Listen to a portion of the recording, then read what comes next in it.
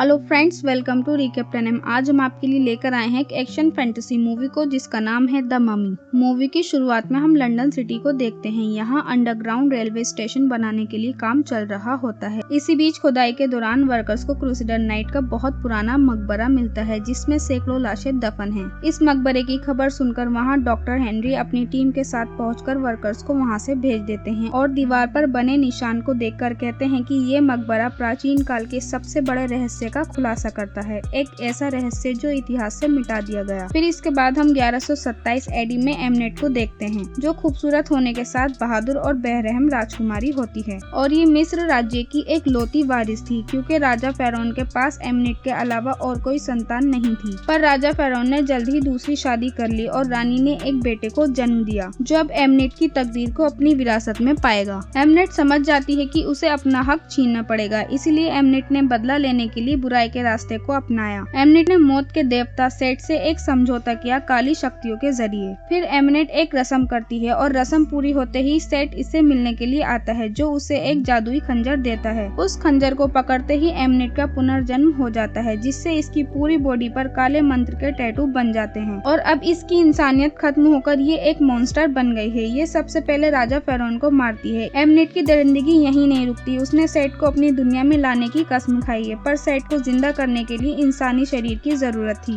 इसीलिए वो एक इंसान को चुनती है। एमनेट इसे मारकर सेट को इसके शरीर में लाना चाहती है ताकि ये पूरी दुनिया पर राज कर सके। पर इसको मारने से पहले राजा के वफादार लोग एमनेट पर हमला करके उसे रोक लेते हैं और इसे इसके गुनाहों की सजा देने के लिए इसे जिंदा ही दफन कर दिया गया और उसे मिस्र से बहुत दूर जमीन की गहराइयों में अनंत काल अंधेरे में रखा गया। पर हमेशा की तरह अतीत को छुपाया नहीं जा सकता। फिर इसके बाद हम मेसोपोटामिया में नेक और वेल को देखते हैं जो दूर से ही इन बागियों को देख रहे होते हैं। ये दोनों मिलिट्री ऑफिसर हैं। निक वेल से कहता है कि हरम के नीचे बेशकीमती खजाना है। वेल वहां जाने से मना कर देता है क्योंकि वेल जानता है कि ट्रांसमीटर के मुताबिक हरम में रखा गया खजाना श्रापित है। पर निक किसी भी कीमत पर उसे चुराकर हेनरी को बेचना चाहता है क्योंकि हेनरी को बहुत टाइम से इस खजाने की तलाश है, इसीलिए निक वेल को जाने के लिए मना लेता है। जैसे ही ये लोग वहाँ पहुँचते हैं तो ये लोग इन पर हमला कर देते हैं। इनसे बचते हुए ये छत पर पहुँच जाते हैं। वेल अपनी टीम से कांटेक्ट करता है और उनसे हेल्प करने के लिए कहता है। वेल निक से कहता है कि अब हम तुम्हारी वजह से मरने वाले हैं क्योंकि इन्हें इन लोगों ने चारों तरफ से घेर लिया है। तभी इनकी हेल्प करने के लिए फाइटर प्लेन आ जाते हैं जो इन पर हमला कर देते हैं जिससे ये सभी लोग वहां से चले जाते हैं। पर प्लेन से हुए अटैक की वजह से थोड़ी देर बाद वो घर भी गिर जाता है जिस पर ये खड़े होते हैं। वेल नीचे गिरते हुए हरम तक पहुँच जाता है। तभी वहाँ सार्जेंट वांस आते हैं जो इन पर बहुत ज्यादा गुस्सा करते हैं क्योंकि ये दुश्मनों को ढूंढने के बजाय खजाना ढूंढ रहे थे। तभी वहाँ जेनी आ जाती है और निक को एक थप्पड़ लगा देती है क्योंकि जेनी एक आर्कियोलॉजिस्ट है क्योंकि इसी से निक ने हरम का नक्शा चुराया था। तभी जेनी वही मकबरा देखती है जो मिसाइल गिरने की वजह से इनके सामने आया है। जेनी नीचे जाना चाहती है इसलिए सार्जेंट वांस वेल और निक को भी इनके साथ नीचे भेज देते हैं। इसके बाद जेनी इन दोनों के साथ नीचे आ जाती है और नीचे आकर ये रिकॉर्डिंग करने लगती है ताकि इसे रिसर्च में मदद मिल सके।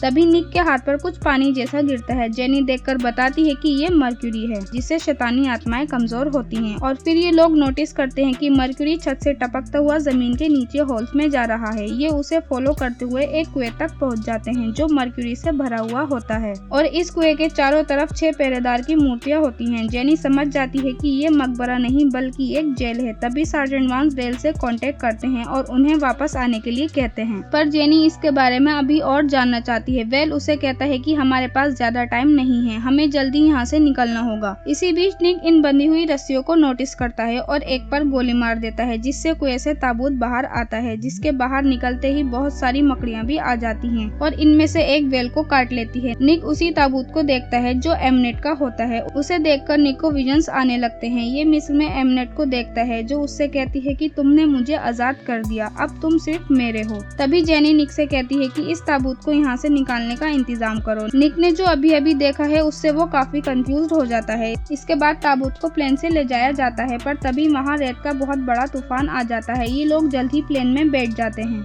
जेनी प्लेन में ही इस ताबूत की जांच करने लगती है। इसके बाद वेल ताबूत की रस्सी को काटने लगता है क्योंकि इसे एमनेट ने अपने वश में कर लिया है। जब सार्जेंट इसे रोकने की कोशिश करते हैं तो ये उसे मार देता है। फिर ये जेनी को भी मारने लगता है। निक इसे गोली मार देता है और इन सभी को बचा लेता है। इसके बाद बहुत सारे कौवे इनके प्लेन पर हमला कर देते हैं जिससे इनका प्लेन क्रैश होने लगता है। निक जैसे तैसे जेनी को पैराशूट पहनाकर प्लेन से बाहर निकाल देता है और प्लेन क्रैश में सभी के साथ निक की भी मौत हो जाती है। इसके बाद हम हॉस्पिटल में सभी डेड बॉडीज को देखते हैं जो प्लेन क्रैश में मारे गए हैं। तभी निक जाग जाता है और ये बिल्कुल सही सलामत है। तभी पीछे से वेल आकर उससे बात करने की कोशिश करता है, पर वहाँ जेनी डॉक्टर के साथ आ जाती है। इसके बाद ये ऑफिसर इस हादसे की इन्वेस्टिगेशन कर रहे होते हैं। तभी ऑफिसर एलन को एमनेट का स्केलेटन दिखाई देता है जो इसे मार देती है। दूसरा ऑफिसर एलन की आवाज सुनकर वहाँ जाता है। एमनेट इसे भी मारकर अपना गुलाम बना लेती है। इसके बाद हम जेनी और निक को देखते हैं। ये लोग काफी हैरान है निक कैसे बच गया। तभी जेनी निक को बताती है कि ये एक आर्कोलॉजिस्ट ग्रुप के लिए काम करती है और मुझे पता चला है कि राजकुमारी एमनेट की जानकारी को जानबूझकर इतिहास से मिटा दिया गया और हम काफी टाइम से सेट के जादुई खंजर को ढूंढ रहे हैं जिस पर जादुई नगीना है। अगर वो दोनों मिल गए तो वो सेट को ताकत के साथ शारीरिक रूप भी मिल सकता है और वो यूरोप में है जिसे क्रूसेडर नाइट ने चुराया था। लेकिन बुक में बताया गया है कि नगीने को खंजर से अलग कर दिया गया था और उस नगीने को इंग्लैंड में क्रूसेडर नाइट के साथ दफन कर दिया गया था। हाल ही में क्रूसेडर नाइट के मकबरे की खोज लंदन में हुई है।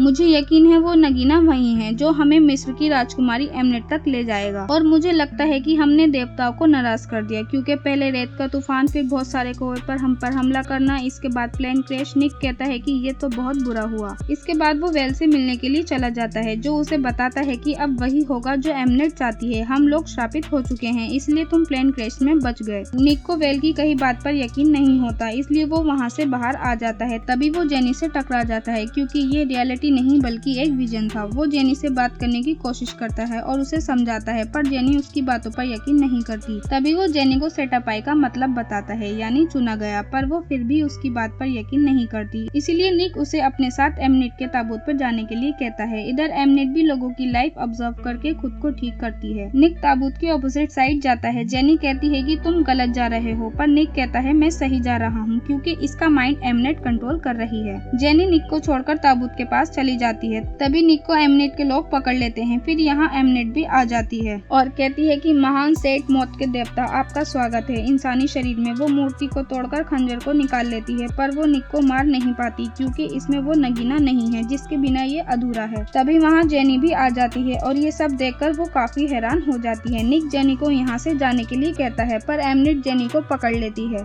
इधर निक भी एमनेट के लोगों से लड़ रहा होता है। तभी ये जेनी को देखता है जिसे एमनेट मारने वाली होती है। निक उसे वही खंजर मारकर जेनी को यहाँ से लेकर निकल जाता है। उसी की वजह से निक एमनेट के पास आया है क्योंकि वो ऐसा चाहती थी क्योंकि वो उसे कंट्रोल कर रही थी और ये वापस एमनेट के पास आ जाता है। तभी एमनेट के लोग इनकी गाड़ी पर हमला कर देते हैं जिससे इनकी गाड़ी लुढ़कते हुए नीचे गिर जाती है। निक को बहुत गुस्सा आता है। वो एमनेट को मारने के लिए आगे बढ़ता है पर वो कुछ नहीं कर पाता। एमनेट एक ही बार में उसे हवा में उड़ा देती है और फिर जेनी को मारने के लिए जाती है पर तभी पीछे से डॉक्टर हेनरी के एजेंट एमनेट को हुक के जरिए उसे पकड़ लेते हैं और ये निक को भी बेहोश करके अपने साथ लैब ले आते हैं। इसके बाद निक से डॉक्टर हेनरी मिलते हैं जो उसे एमनेट के पास ले आते हैं। यहाँ जेनी भी होती है जो शुरू से ही डॉक्टर हेनरी के लिए काम कर रही होती है। इनका काम बुराई को खत्म करना है इसीलिए एमनेट की रगों में मर्क्यूरी डाल रहे हैं ताकि वो उसे मार सकें। डॉक्टर हेनरी बताते हैं कि तुम श्रापित हो चुके हो, तुम्हें चुना गया है सेट के लिए। वो तुम्हारे शरीर में उसे जिंदा करना चाहती है पर हम तुम्हें ठीक कर सकते हैं। तभी एमनेट कहती है कि तुम्हारे श्राप का कोई तोड़ नहीं है और ये अब तुम्हें भी मार देंगे जैसे पहले मेरे चुने गए इंसान को मारा था। इसके बाद डॉक्टर हेनरी के एजेंट को क्रूसेडर नाइट के मकबरे से वो नगीना भी मिल जाता है और एमनेट को भी इस बात का एहसास हो जाता है। वो अपनी शक्तियों की मदद से एक मकड़ी को एजेंट के कान में डाल देती है जिससे वो उसे कंट्रोल करने लगती है और वो मशीन को तोड़ देता है जिससे एमनेट को मर्क्यूरी चढ़ाया जा रहा था। इधर डॉक्टर हेनरी भी निक को मारना चाहते हैं उस खंजर से ताकि बुराई खत्म हो सके। अगर ये एमनेट से पहले निक को मार देंगे तो वो सेट को कभी जिंदा नहीं कर पाएगी। पर जेनी डॉक्टर हेनरी के इरादे नहीं जानती थी कि वो निक को मारना चाहता है। इसके बाद जेनी निक से कहती है कि मैं जानती हूँ ये सब कैसे ठीक होगा। अगर हमने नगीने को तोड़ दिया तो श्राप अपने आप खत्म हो जाएगा। तभी एमनेट सेट को पुकारती है और अपनी शक्तियों से मिस्र की रेत को बुलाती है जिससे लंदन सिटी ढक जाती है। निक को फिर से वेल मिलता है और उसे अपनी बातों में फंसाकर एमनेट के लोगों को सौंप देता है। इधर एमनेट भी वो नगीना हासिल कर लेती है और उसे खंजर से जोड़ देती है। निक इनको मारने लगता है और जेनी को भी बचा लेता है लेकिन ये तादाद में बहुत ज्यादा है। ये लड़ते हुए पानी में गिर जाते हैं। तभी पीछे से एमनेट जेनी को अपने साथ ले जाती है। ये वही क्रूसेडर नाइट का मकबरा है जहाँ एमनेट अपनी रस्म को पूरा करना चाहती है। एमनेट के लोग निक को पकड़ लेते हैं। निक देखता है कि जेनी मर चुकी है। जेनी को मरा हुआ देख निक को बहुत ज्यादा गुस्सा आता है। वो एमनेट को मारने के लिए जाता है पर ये उसे एक थप्पड़ में ही नीचे गिरा देता। निक एमनेट को अपनी बातों में उलझाकर उससे वो खंजर ले लेता है और खुद को वो खंजर मार लेता है, जिससे सेठ की आत्मा निक में आ जाती है और वो खंजर भी टूट जाता है और फिर वो एमनेट को भी मार देता है, क्योंकि ये अब मौत का देवता बन गया है। इसलिए जेनी को वापस से जिंदा कर देता है। निक ने जेनी को बचाने के लिए अपनी कुर्बानी दे दी, सेठ को अपना शरीर देकर, क्योंकि यही सिर्फ एक तरीका था जेनी को वापस से जिंदा करने का। एमनेट को भी दोबारा ताबूत में मर्क्यूरी के साथ दफन कर दिया गया। डॉक्टर हेनरी जेनी से कहते हैं कि निक को अभी अभी अपनी ताकत की पहचान हुई है, पता नहीं वो सही का साथ देगा या फिर गलत का। इधर हम रेगिस्तान में निक को देखते हैं, जिसने वेल को भी जिंदा कर दिया है और इसी के साथ मूवी का एंड हो जाता है। अगर वीडियो अच्छी लगी तो लाइक करो, कमेंट करो, सब्सक्राइब करो हमारे चैनल को। हम मिलते हैं आपसे नेक्स्ट वीडियो में, तब तक के लिए बाय बाय।